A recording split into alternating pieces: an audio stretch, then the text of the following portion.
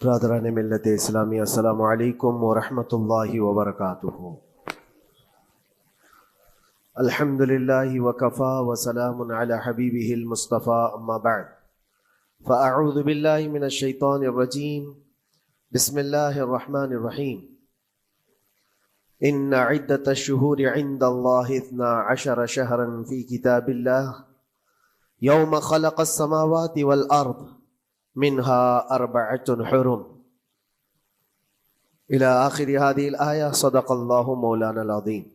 بارگاہ رسالت معاب صلی اللہ علیہ وسلم میں درود پاک کا ہدیہ پیش کریں۔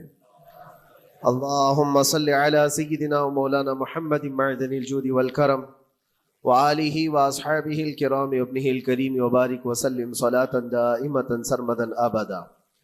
اللہ عز و جل اپنے کلام مقدس میں فرماتا ہے، بے شک اللہ کے نزدیک گنے ہوئے شمار کیے ہوئے جو مہینے ہیں وہ 12 ہیں، اور ان 12 مہینوں میں سے 4 حرمت والے مہینے ہیں، عزت والے مہینے ہیں، عظمت والے مہینے ہیں۔ وہ 4 مہینے کون سے ہیں؟ مسلسل ترتیب کے ساتھ ذی القعدہ، ذی الحجہ اور محرم، اور 4تھا مہینہ رجب المرجب جس میں ہم اور آپ زندگی گزار رہے ہیں۔ اس کو رجب الاسم اور رجب العصب بھی کہا گیا ہے۔ یہ جو 4 مہینے ہیں اس میں جنگ و جدال، قتل و قتال سب حرام ہو جاتی ہیں۔ اس دور میں جو جنگیں ہوتی تھی، کفار و مشرکین بھی اپنی تلواریں روک لیا کرتے تھے۔ یہ 4 حرمت والے مہینوں کی سارے لوگ عزت کرتے۔ ان 4 مہینوں میں امن و امان قائم ہو جاتا، جیسے 2 قبیلوں میں جھگڑے ہیں، فساد ہے، اور ایک دوسرے سے جنگ پر ہمیشہ آمادہ رہتے ہوں، لیکن ان 4 مہینوں کے اندر امن قائم ہو جاتا تھا، راستے کھل جاتے تھے۔ اور اللہ تبارک و تعالیٰ نے قرآن پاک میں ان 4 مہینوں کی فضیلت بھی بیان فرمائی۔ اس میں رجب کے لیے ایسی فضیلت ہے، اللہ کے نبی صلی اللہ علیہ وسلم ارشاد فرماتے ہیں، یہ رجب کے مہینے کی فضیلت ایسی ہے جیسے قرآن کی فضیلت دوسری کتابوں پر ہے۔ دوسری کتابوں میں جس طرح سے افضل قرآن ہے، اس طرح سے رجب المرجب تمام مہینوں میں افضل ہے۔ اور نبی کریم صلی اللہ تعالی علیہ وسلم اس میں عبادت کرنے کے لیے ترغیب دیا کرتے تھے۔ اس کو ترجیب بھی کہا جاتا ہے، اور خاص طور پر رجب کے متعلق بزرگان دین نے فرمایا یہ فصل بونے کا مہینہ ہے۔ کھیتی باڑی والے سمجھ سکتے ہیں کہ اس میں بھی 3 موسم آتے ہیں۔ پہلے بیج کی بوائی کا وقت آتا ہے، پھر اس کی سینچائی کا وقت آتا ہے، پھر کٹائی کا وقت آتا ہے۔ تو رجب کا مہینہ یہ فصل بونے کا مہینہ ہے نیکیوں کے، اور شعبان کا مہینہ اسے پانی دینے کا ہے، اور رمضان کا مہینہ فصل کاٹنے کا مہینہ ہے۔ اور رجب کا مہینہ آتے ہی اللہ کے نبی صلی اللہ تعالی علیہ وسلم یہ دعا فرمایا کرتے تھے، اللہم بارک لنا فی رجب و شعبان وبلغنا رمضان۔ سب کو یہ دعا بھی کرنی چاہیے۔ حضور اکرم صلی اللہ تعالی علیہ وسلم یوں عرض کرتے کہ اے اللہ، رجب اور شعبان میں تو ہمیں برکت عطا کر اور ہماری زندگی کو رمضان تک پہنچا دے۔ اب رجب آپ نے دیکھ لیا ہے تو اب کثرت سے یہ دعا کرو کہ مولا اس زندگی کا رمضان ہم سے جانے نہ پائے، رمضان تک ہماری سانسوں کو پہنچا دے۔ یہ دعا کثرت سے ہر نماز کے بعد بھی ہونی چاہیے۔ رجب آتے ہی میرے عزیزوں یہ عبادتوں کا موسم شروع ہو چکا ہے، اور سب جانتے ہیں رجب کے بعد پھر ہمارے ہاں مسلسل ایسی شب بیداریاں اور عبادت کے موسم نظر آنے لگتے ہیں۔ پھر شعبان بھی، اس میں رجب میں بڑی رات آتی ہے، شب معراج، اور اس کے بعد شعبان میں شب برات، پھر اسی طرح رمضان کا موسم بن جاتا ہے۔ تو اب یہ موسم بنانے کا وقت آ چکا ہے، تو سب سے پہلی چیز یہ ہے کہ میرے عزیزوں، فصل کے بونے کے لیے کن چیزوں کی ضرورت ہوتی ہے، اس چیز کا خیال رکھیے۔ بیج اگر کھوٹا ڈالے ہو اور ویسی ہی فصل آنے کا انتظار کرو گے تو پھر نہیں ہوگا۔ بیج کو کھرا اور خالص ہونا چاہیے۔ جو نیکیاں کرنا چاہ رہے اس کو صاف ستھرے اچھے ماحول میں کیے جانے چاہیے۔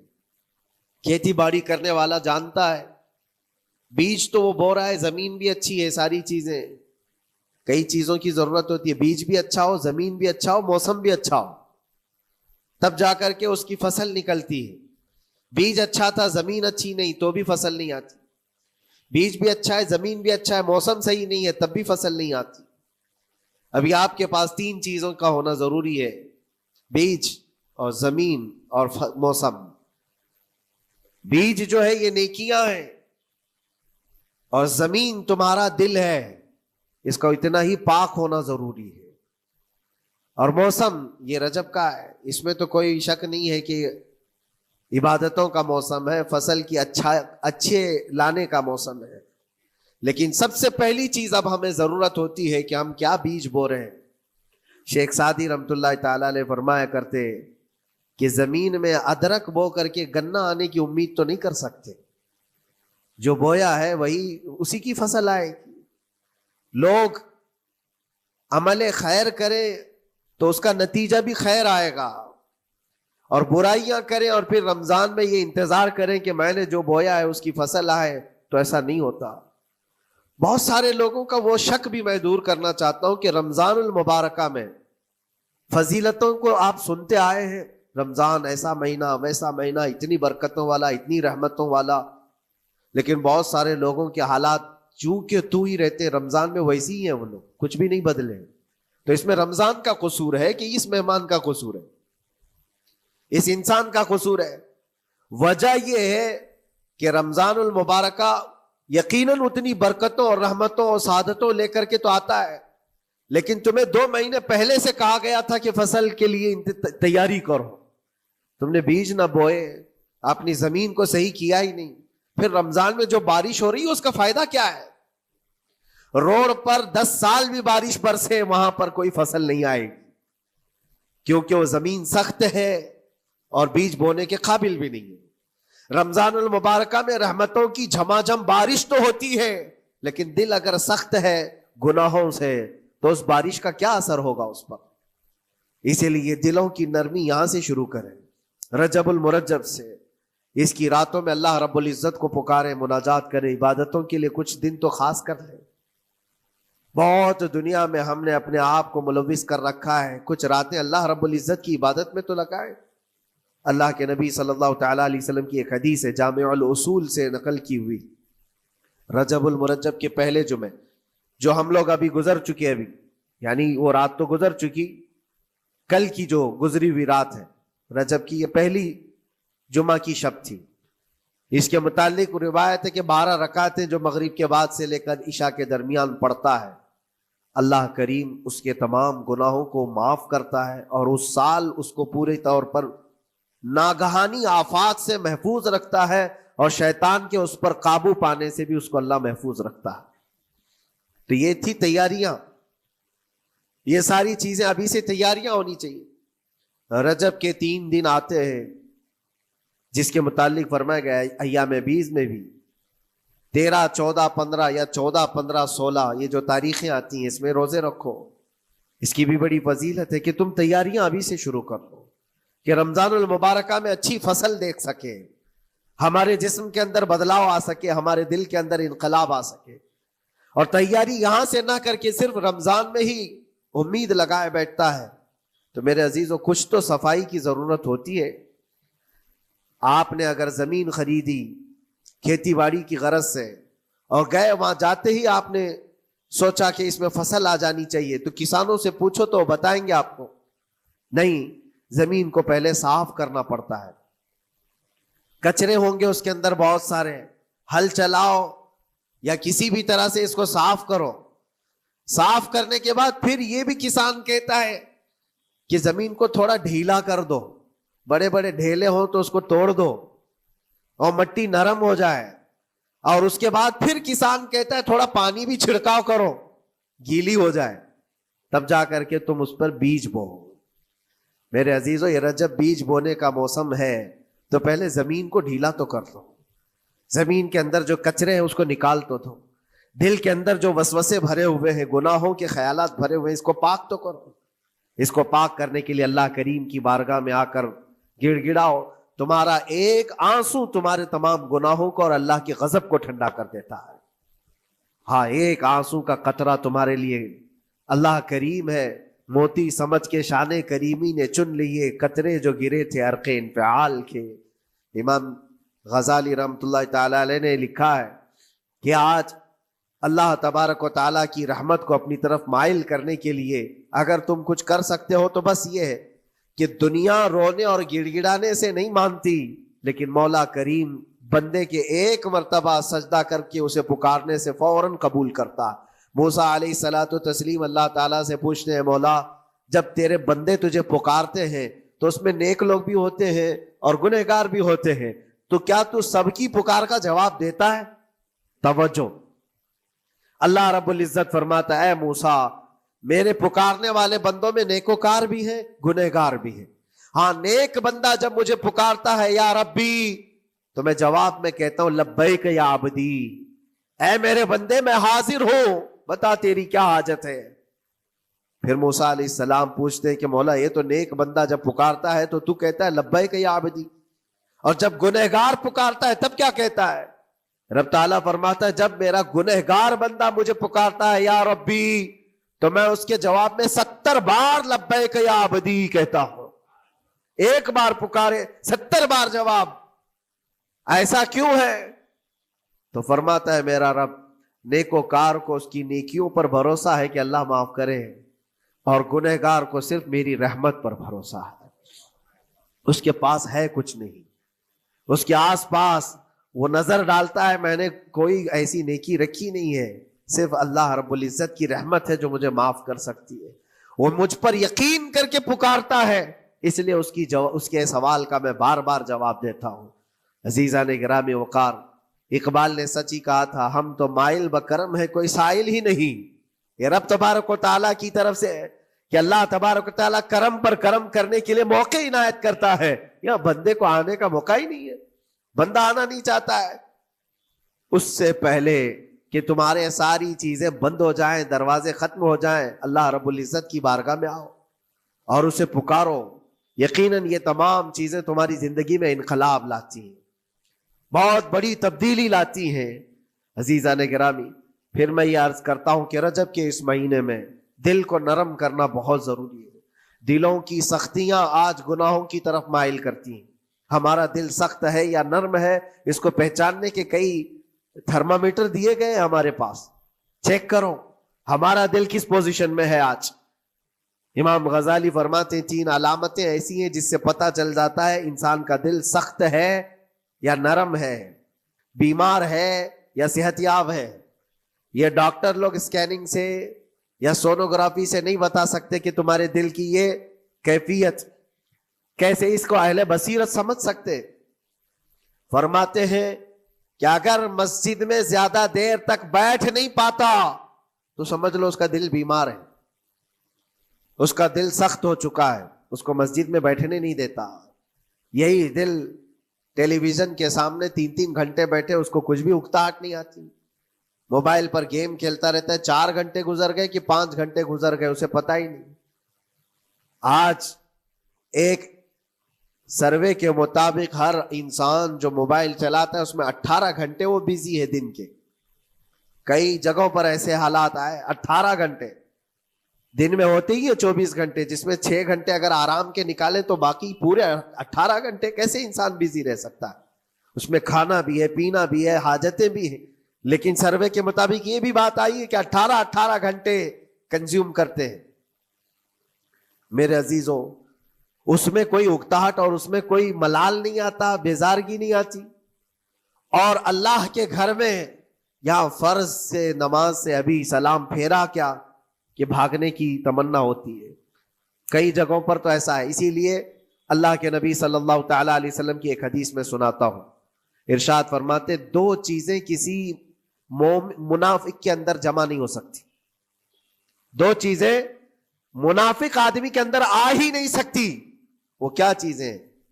حضور پاک صلی اللہ تعالی علیہ وسلم فرماتے ہیں اچھے اخلاق منافق کے اندر نہیں آتے، اور اللہ کی اور اس کے رسول کی ہر بات پر یقین، یہ منافق کے اندر نہیں آ سکتے۔ اور منافق کی یہ علامتیں بتاتے بتاتے میرے نبی نے یہ فرمایا، دیکھنا کہ مسجد میں منافق سب سے اخیر میں آئے گا اور سب سے جلدی بھاگے گا، اس کا دل نہیں لگتا۔ دل سخت ہو چکا ہے، اور بازار میں سب سے پہلے جائے گا اور سب سے لاسٹ میں نکلے گا. بازار اس کے دل لگنے کی جگہ ہے، اس کے وہاں پر تفریح کی جگہ ہے. اور مومن کی علامت یہ فرمایا کہ مومن مسجد میں جلدی آتا ہے اور دیر سے جاتا ہے، اس کا دل لگا رہتا ہے. اور مومن بازار میں لوگوں کے شروعات میں نہیں، اپنی ضرورت کے مطابق گیا اور نکل آیا. اور فرماتے ہیں میرے آقا صلی اللہ علیہ وسلم، روئے زمین پر سب سے اچھی جگہوں میں سے کوئی جگہ ہے تو اللہ کا گھر ہے، مسجد ہے. اور سب سے بری جگہوں کے متعلق فرمایا بازار ہے. اب یہاں پر دلوں کے متعلق میں عرض کر رہا ہوں کہ کس کا دل کس پوزیشن میں ہے، اسے آج خود آزما لینا چاہیے. دوسری علامت، امام غزالی فرماتے ہیں قرآن پاک کھولے گا وہ صفحہ 2 صفحہ سے زیادہ پڑھ نہیں پائے گا، بند کرنے کا دل کرے گا. یہ تو چھوڑو اٹھانے کے بعد پڑھنے نہ پڑھنے کی بات ہے، کچھ تو چھونا بھی نہیں چاہتے، اٹھاتے ہی نہیں. سال پورا ہو گیا تو قرآن پکڑتے نہیں، تو پھر دل کی کیفیت کیا ہو چکی ہوگی، دل کیسا مریض ہوگا. بعض لوگ ہم سے یہ کہتے بھی تھے کہ حضرت پڑھنا تو آتا نہیں، کیا کریں گے قرآن کا. کہا اٹھانا تو آتا ہے. میں نے ان سے پوچھا قرآن اٹھانا تو آتا ہے، جب قسم کھانے کی بات ہوتی ہے تو کیسے قرآن اٹھا لیتے ہو، سر پہ رکھ لیتے ہو. اسی طرح سے قرآن کو ہی اٹھا کر کے سینے سے لگا کر اللہ کی بارگاہ میں دعا کرو کہ مولا میرے دل کے دروازے کھول دے. اور قرآن کوئی سخت چیز نہیں ہے، اللہ وعدہ فرما رہا ہے ہم نے قرآن یاد کرنے کے لیے آسان بنایا ہے. کوئی یاد کرنے والا، وہ خود قرآن تمہارے دل میں اتر جائے گا. کوشش کرو. دل کی بیماری کی 2 علامتیں میں نے بتایا. اگر بیمار دل ہے تو زیادہ یہاں بیٹھ نہیں سکتا اور زیادہ دیر قرآن پڑھ نہیں پاتا. تیسری بات فرماتے ہیں کہ تیسری علامت یہ ہے کہ ہمارا دل اگر سخت ہو چکا ہے تو جیب میں پیسے ہوں گے لیکن کوئی مانگ رہا ہوگا اللہ کے نام پر، دینے کی طبیعت نہیں ہے، کہیں دینے کی طبیعت نہیں کرتی. اور یہ چیز ہاتھ اٹھانے کو تمہارا دل نہیں کرتا تو سمجھ جاؤ کہ دل بیمار ہے. اور دل کی بیماری لے کر کے اگر کوئی رجب میں سوچتا ہے کہ میں بیج بوؤں گا تو کیا فائدے کا، زمین سخت ہے، زمین سخت ہے اور اس پر بارش بھی ہوگی تو کچھ فرق نہیں پڑتا، فصل نہیں آئے گی. دل کو نرم کرو. اور ایک علامت میں بتاؤں، اور ایک علامت کہ دل نرم ہے یا سخت ہے، اس کی ایک علامت یہ بھی ہے، اللہ کا جب ذکر کرے، جنت کا جب ذکر کرے، جہنم کے عذابات کا ذکر کرے، قبر کے معاملات کا ذکر کرے، حشر کے سوالات کا ذکر کرے، تو اس کی آنکھیں ڈبڈبا جائیں اور آنسو نکل آنے لگے. قرآن کی آیتیں سن کر کے اس کا دل ہلنے لگے اور آنسو آ گئے تو سمجھ جاؤ کہ اس کا دل نرم ہے. ابھی اس کا دل بیمار نہیں ہوا، ابھی اس کا دل بیمار نہیں ہوا. لیکن یہاں تو پوزیشن الگ ہے، سچویشن الگ ہے. ہم تو پتہ نہیں کن کن چیزوں میں رو لیتے ہیں، لیکن اللہ کا کلام سنتے ہوئے کسی کے کان پر جوں بھی نہیں رینگتی. لوگ تو گانوں پر تھرکنے والے اور نغموں پر اچھل کود کرنے والے وجد کی بات کرتے ہیں، لیکن اللہ کا کلام پڑھنے پر کوئی کسی کو وجد کیوں نہیں آتا. یہ ایمان کی علامت ہے. قرآن میں اللہ نے فرمایا اذا تلیت علیہم آیاتہ زادتہم ایمانا، جب اللہ کی آیتیں ان پر تلاوت کی جاتی ہیں، مومنین پر، ان کا ایمان بڑھ جاتا ہے. کیا آپ امام کے پیچھے قرات سن کر کے اپنے دل میں ہلچل محسوس کرتے ہیں؟ سننے کی طبیعت کرتی ہے. بلکہ ادھر نماز پڑھ کر کے جانے کے بعد آدھے گھنٹے کے بعد پوچھے آج پہلی رکعت میں کیا پڑھا تھا، دوسری رکعت میں کیا پڑھا، آپ کو پتہ ہی نہیں رہتا، یاد ہی نہیں امام صاحب کیا پڑھ رہے تھے. میں تو دکان کا حساب کتاب کر رہا تھا، کیا خبر ہے کہ انہوں نے کیا پڑھا. تو قرآن کو توجہ سے پڑھے ہوتے تو تمہارے دل میں بھی وہ باتیں اثر کر رہی ہوتی. میرے عزیزوں، کتنے ایسے لوگ ہیں جو صرف اور صرف قرآن پاک کی تلاوت کی وجہ سے دلوں کو نرم کر دیا گیا ہے. میں اسی بات پر آج فوکس کر کے ختم کر دوں گا. رجب المرجب بیج بونے کا موسم ہے تو دل کے نرمی کے ساتھ ہی بیج بو، کیونکہ یہ زمین ہے تمہاری، اور زمین نرم نہ ہو تو کتنی بھی نیکیاں کرو کیا فائدے کی. دل سخت ہے، گناہوں سے لبریز ہے، اور دل کو نرم کرنے کا علاج 2 چیزیں بتائی گئی، کریں گے انشاءاللہ. 2 چیزیں بڑی آسان ہیں. اگر دل کو نرم کرنا ہے تو دو چیزیں فرمائی گئی، کثرت سے قرآن پاک کی تلاوت کرو یا کثرت سے میرے نبی پر درود پاک پڑھا کرو. دو چیزیں کر کے دیکھو تمہارا دل نرم ہو جائے گا. اور بھی دوسری علامت، دوسرے علاج بھی میرے آقا نے فرمایا. ایک صحابی آئے تھے، انہوں نے عرض کیا یا رسول اللہ صلی اللہ علیہ وسلم، لوگ آپ کے پیچھے نماز پڑھتے ہیں تو زاروں قطار رونے لگتے ہیں، جب آپ دعا کرتے ہیں تو وہ دھاڑے مار کر کے روتے ہیں، میں کبھی رو نہیں پاتا، میرا رونا نہیں آتا، میں بھی قرآن سنتا ہوں، میں بھی آپ کے پیچھے نماز پڑھتا ہوں. تو حضور پاک صلی اللہ علیہ وسلم نے فرمایا تمہارا دل سخت ہو گیا ہے، تمہارا دل سخت ہو گیا ہے. انہوں نے کہا کیا کروں، علاج کیا ہے اس کا؟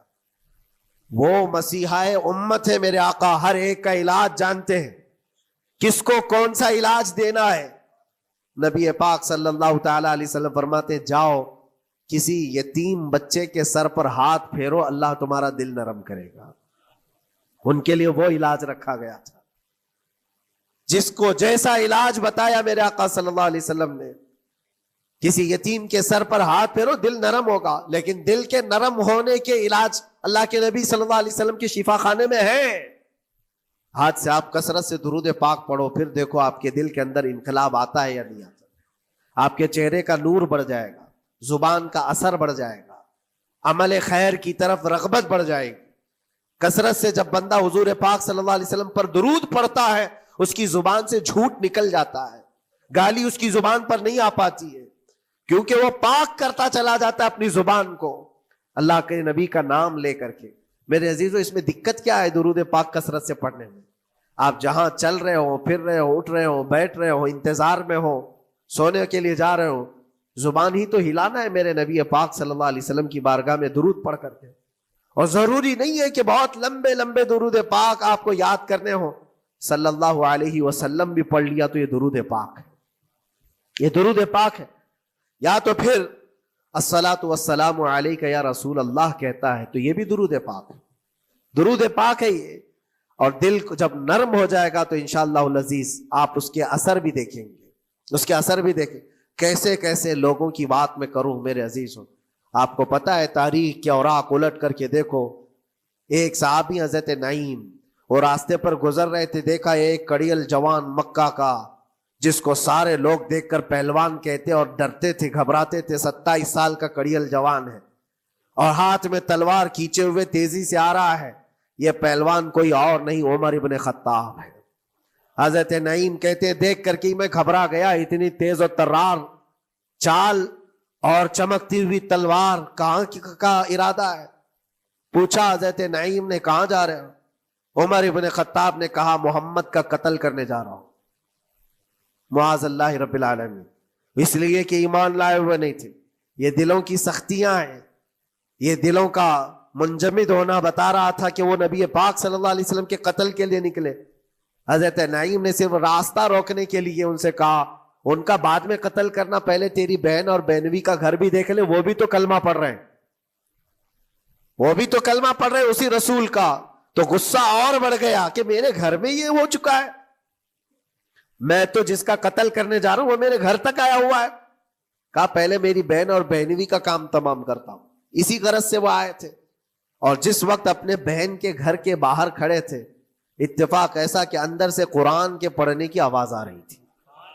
ایک صحابی حضرت خباب، وہ قرآن پڑھا رہے تھے حضرت عمر کی بہن کو اور ان کے بہنوی کو. اور کیا بہترین انداز رہا ہوگا، جو رسول اللہ سے ڈائریکٹ سنے ہوئے لوگ تھے. اللہ کا کلام اترا ہوا ہے جن کے اوپر، وہ اس وقت حاضر رہے ہوئے لوگ ہیں، قرآن کو پڑھ رہے تھے. طٰہٰ مَا أَنزَلْنَا عَلَيْكَ الْقُرْآنَ لِتَشْقَىٰ إِلَّا تَذْكِرَةً لِمَن يَخْشَىٰ. عرب لوگ اچھی طرح سے جانتے تھے ایک ایک حرف کا معنی کیا ہوتا ہے، وہ عربی جانتے تھے، ان کی مادری زبان تھی. اور اس قرآن کے اندر جو مٹھاس تھی، عمر ابن خطاب کان لگا کر سنتے رہے سنتے رہے سنتے رہے. لیکن غصہ جو اندر سے تھا، دل کی جو سختی تھی، آئے تھے مارنے کے لیے، دروازہ زور زور سے ٹھوکنے لگ گئے. اندر لوگ ڈر گئے. حضرت خباب کو چھپا دیا، بہن اور بہنوی نے دروازہ کھولا. دروازہ کھلتے ہی ان پر حملہ آور ہو گئے. عمر ابن خطاب مارا، اپنے بہنوی کو بہت مارا کہ تم یہ کیا کر رہے ہو، دین بدل چکے ہو. یعنی تم یہاں سے نکل کر کے دوسری جگہ چلے گئے ہو، صحابی ہو گئے ہو، اپنی بہن کو بھی مارا یہاں تک کہ ان کی ناک پھٹ گئی. جب لہو لہان ہو گئے تو عمر ابن خطاب نے دیکھا کہ میں اپنی بہن اور اپنی بھائی کو مار رہا ہوں. پھر تھوڑی دیر کے لیے دل میں رحم آیا. اور دل میں رحم آیا کس چیز کا؟ کس چیز کی وجہ سے نرم ہوا دل؟ میرے عزیزوں، بھائی اپنے بہنوئی کی اور اپنی بہن کی پٹائی کو دیکھ کر کے نہیں، ان کو دیکھا تھوڑی دیر کے بعد اور کہا چلو چھوڑو جانے دو، جو ہوا سو ہوا، لیکن جو تم لوگ پڑھ رہے تھے میرے آنے کے وقت مجھے دوبارہ پھر سے سنا دو. وہ کیا کلام تھا؟ وہ کون سا کلام تھا؟ اتنا سننا تھا کہ بہن نے محسوس کر لیا کہ دل کی نرمی کا دروازہ کھل چکا ہے. یہ قرآن ہے جس نے دلوں کے دروازے کھولے ہیں. مکہ والوں کے قرآن ہے، دل کی نرمی کی طرف دروازہ کھل چکا ہے. تو عمر ابن خطاب سے کہا کہ تم غسل کر لو، تم پاک ہو جاؤ، ہم قرآن تمہیں سناتے ہیں. اور انہیں پاک کیا گیا. تو حضرت خباب جلدی سے باہر آئے، کہا میں سناتا ہوں. حضرت عمر کو جب یہ آیتیں سنائی گئی جھوم کر کے سننے لگے. قرآن کی وہ آیتیں 16 یا 17 آیتیں ہی سن پائے تھے کہ ان کے جسم کے اندر راشا تاری ہوا، کپ کپی آئی. کہا کہ چلو محمد کے پاس صلی اللہ تعالی علیہ وسلم، مجھے لے کر کے چلو، میں ان سے بات کرنا چاہتا ہوں.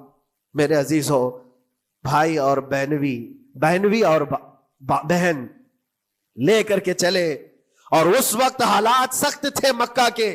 حضور پاک صلی اللہ تعالی علیہ وسلم کے پاس 39 صحابہ تھے جو ایمان لائے ہوئے، اور پہرے داری میں امیر حمزہ کھڑے رہتے تھے کہ کوئی آئے گا تو میں اس کی برابر خبرگیری کروں گا. عمر ابن خطاب کو تلوار لٹکاتے ہوئے آتے دیکھا تو صحابہ گھبرا گئے. مکہ کا بڑا پہلوان ہے، اس کو بھڑکا کر کے لوگوں نے بھیج دیا ہوگا، اب کیا ہوگا؟ یہ پٹائی بہت بری طرح سے سب کی کرے گا. غریب صحابہ ہیں اور حضور پر ہاتھ نہ اٹھا دے. سب ڈرنے لگے. حضور پاک صلی اللہ علیہ وسلم سے آ کر کہنے لگے کہ یا رسول اللہ صلی اللہ علیہ وسلم، عمر آ رہا ہے اور ہاتھ میں تلوار ہے. اللہ کے نبی صلی اللہ علیہ وسلم نے فرمایا وہ میری گردن نہیں، اپنی گردن دینے آ رہا ہے. وہ میری گردن لینے نہیں، اپنی گردن دینے آ رہا ہے. وہ مخبر صادق صلی اللہ علیہ وسلم جانتے ہیں کون میرا غلام ہے اور کون منافق ہے. عمر ابن خطاب آئے تو حضور نے فرمایا راستہ دے دو. آتے ہی انہوں نے تلوار زمین پر پھینک دی. چہرے جمال جہاں آرا کو دیکھا. حضور پاک صلی اللہ تعالی علیہ وسلم سے پوچھا، پھر وہ آیتیں سنائے. اب سوچو میرے عزیزو، صحابی سے سننا، یہاں تو ہم قاری قرآن سے سنتے ہیں قرآن کی آیتیں 1400 سال کے بعد. آج بھی قرآن کا وہ اثر لگتا ہے دل کے اوپر. یہ ان سے جو 1400 سال کے بعد جس قاری قرآن سے سنا وہ تو صحابہ سے سنے تھے، اور صحابہ سے بڑھ کر کے اللہ کے نبی سے جو قرآن سنا ہو، خود نبی پاک کی زبان اقدس سے. اور جب اللہ کے نبی صلی اللہ تعالی علیہ وسلم نے آیتیں تلاوت کی، عمر ابن خطاب کی آنکھوں سے آنسو شروع ہو گئے. زارو قطار رونے لگے اور پھر پکار کر کہا اشہد ان لا الہ الا اللہ واشہد انک رسول اللہ. میں گواہی دیتا ہوں کہ اللہ کے سوا کوئی معبود نہیں، اور میں گواہی دیتا ہوں کہ آپ اللہ کے رسول ہیں. میرے عزیزو، عمر ابن خطاب رضی اللہ تعالیٰ عنہ کو اس طرف لانے والا، دل کو نرم کرنے والا، یہ قرآن پاک اللہ کا کلام ہی تو ہے. آج گناہوں سے اس پر بہت ساری پرت جم گئی ہے. ہمارے دلوں کے حالات ایسے ہو گئے، قرآن اٹھاؤ دلوں کو نرم کر دے گا. اور رجب المرجب میں قرآن کو پڑھو گے زمین نرم ہو جائے گی، اور پھر اس کی برکتیں تم رمضان میں دیکھو گے. ایک دو نہیں، ہزاروں ایسی ہیں. ایک ایسے مشہور ڈاکو، بغداد کے لوگ ڈرتے تھے. بغداد کے لوگ اتنا ڈرتے تھے کہ جو بھی قافلہ جائے گا لٹ جائے گا. فضیل بن عیاض، جو بھی قافلہ نکلتا تھا اس راستے سے لٹ جاتا تھا، کوئی بچ نہیں پاتا تھا. اور ایک قافلہ آ رہا تھا عرب سے اور مال تجارت لے کر بغداد کی طرف جا رہا تھا. تو قافلے والوں نے یہ مشورہ کیا کہ یہ جو قافلہ جا رہا ہے یہ اس راستے سے جا رہا ہے. فضیل بن عیاض ڈاکوؤں کا سردار وہاں رہتا ہے، بہت سارے ڈاکو اس کے ساتھ ہیں، وہ تو رہزن ہے، راستے پر روک کر کے مال لوٹ لیتے ہیں. تو قافلے میں ایک قاری قرآن تھے. انہوں نے کہا ٹھیک ہے، اب راستے پر آ ہی چکے ہیں تو کیا کر سکتے ہیں، چلو بیٹھ کر کے نکلتے ہیں.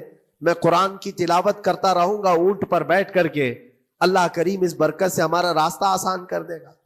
قاری قرآن نے قرآن کی تلاوت شروع کر دی.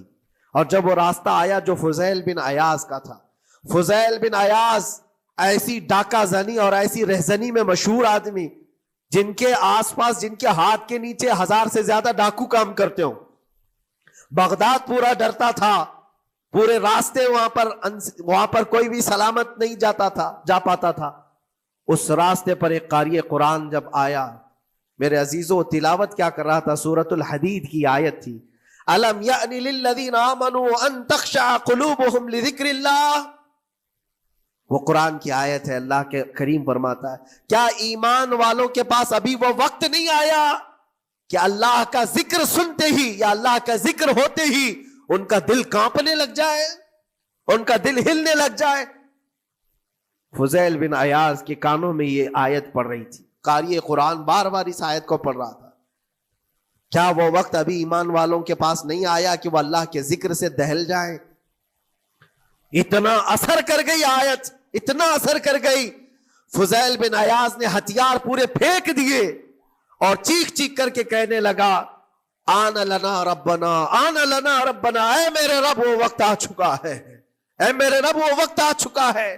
سارے ڈاکوؤں سے کہا سجدہ ریز ہو جاؤ، اس لیے کہ اللہ کا کلام ہمیں بلا رہا ہے. برسوں سے ڈاکہ زنی کرنے والے، برسوں سے راستے لوٹنے والے، قرآن کی ایک آیت نے دل بدل دیا. دل کے ایسا انقلاب آیا، سب کچھ چھوڑ دیا اور اس کے بعد نکلے. اللہ اکبر. جانتے ہو فضیل بن عیاض کون ہے؟ فضیل بن عیاض وہ ہے جن کا نام لیتی سرکار غوث پاک بھی ادب کیا کرتے تھے. فضیل بن عیاض اللہ تبارک و تعالیٰ نے ولایت کا وہ مقام عطا کر دیا. بڑے بڑے اولیاء کرام ان کے پاس آنے لگے. اپنے زمانہ جوانی کا زمانہ ڈاکہ زنی میں گزرا تھا، لیکن جب پھر وقت آیا توبہ کا اور دل کے بدلنے کا تو اللہ نے وہ مقام دیا. تاریخ میں آج بھی موجود ہے کئی سلسلے ایسے، سلسلے چشتیہ میں، اور کئی سلسلے ایسے ہیں جو فضیل بن عیاض سے ہو کر حضور پاک تک پہنچتے. فضیل بن عیاض ان کا نام ہے. اسی لیے میں کہتا ہوں میرے عزیزو، قرآن پاک یہ دلوں کو نرم کرنے کا سب سے بڑا علاج ہے. زمین کو نرم کر دو اور اس کے بعد پھر بیج بو. دیکھو اسی لیے اقبال نے کہا تھا ذرا نم ہو تو بڑی زرخیز ہے یہ مٹی ساقی. یعنی یہ زمین تھوڑی سی نرم ہو جائے تو اس میں تو سونا چاندی یہ اگل سکتی ہے. تمہارے پاس ایمان کی دولت ہے، اللہ کریم کی ذات پر یقین ہے، حضور پاک صلی اللہ تعالی علیہ وسلم کی محبت ہے، سب چیزیں تمہارے پاس ہے. تھوڑا دل کو نرم کرنے کی ضرورت ہے. گناہوں سے باز آ جاؤ، اللہ کریم کی بارگاہ میں گڑ گڑاؤ اور قرآن پاک اٹھا لو ایک مرتبہ. اور پڑھ نہیں پاتے تو انگلیاں تو پھیرو. قرآن پر دیکھنا بھی تو عبادت ہے، اس پر نظر جمانا بھی عبادت ہے. اللہ کا کلام سمجھ کر کے تم نے اٹھایا ہے تو جانتے ہو قرآن عظیم کل قیامت کے دن جس کی شفاعت کے لیے کھڑا ہو گیا، میرے آقا فرماتے پھر اس کو جہنم میں کوئی چیز نہیں لے جا سکے گی. جس کو قرآن اور رمضان سفارش کر دے پھر اس کو جہنم میں دوسری کوئی چیز نہیں لے جائے گی. اور جس کے خلاف کھڑے ہو گئے پھر اس کو جنت میں کوئی چیز نہیں لے جائے گی. اس لیے میرے عزیزو اپنے دلوں کی نرمی کا یہ وقت ہے رجب المرجب، اور سب سے بہترین موقع ہے، عبادتوں کا موسم ہے. اور ساتھ ساتھ میں یہ بھی کہوں گا کہ اب ہم رجب المرجب کے ابتدائی دنوں میں ہیں، اور سنیوں کے لیے ایک بہت بڑی بات ہے کہ سرکار غریب نواز کی چھٹی بھی اسی میں موجود ہے، جو دلوں کو نرم کرنے کے لیے ہی تو آئے تھے. ہندوستان جو تشریف لائے تھے کس کام کے لیے آئے تھے؟ انہوں نے اپنے ذکر کی مجلسوں سے، اپنے واعظ و نصیحت سے ہزاروں کے دلوں کو نرم کیا ہے. آج بھی سرکار غریب نواز کے نام پر لوگوں کا دل نرم ہو جاتا ہے. اچھے اچھوں کو دیکھا ہے دل نرم ہو جاتا ہے. کیوں؟ وہ ایسے بزرگ تھے جنہوں نے اپنے تصوف کی تعلیمات سے کڑک اور سخت دلوں کو نرم کیا ہے. اللہ کریم نے ان کو ہمارے پاس جو بھیجا وہ عطائے رسول بن کر کے آئے. آج سرکار غریب نواز رضی اللہ تعالیٰ عنہ کے وسیلے سے میں اللہ کی بارگاہ میں دعا کروں گا، مولا اس رجب المرجب کی برکت سے اور غریب نواز کی وسیلے سے ہم سب کے دلوں کو نرم فرما دے. ہم سب کو یہ فصل، یہ موسم رجب المرجب کا بیج بونے کا، بہترین نیکیاں کرنے کی توفیق عطا فرما. ہمارے قدموں کو خیرات کی طرف بڑھا دے. ہم سب کو شر و فساد سے محفوظ فرما. حرام کاریوں سے ہمارے ہر عضو کی حفاظت فرما. رب العالمین اکرم الاکرمین قیامت کے دن تیرے نبی پاک صلی اللہ علیہ وسلم کے جھنڈے تلے ہم سب کا حشر فرما. وآخر دعوانا ان الحمد للہ رب العالمین.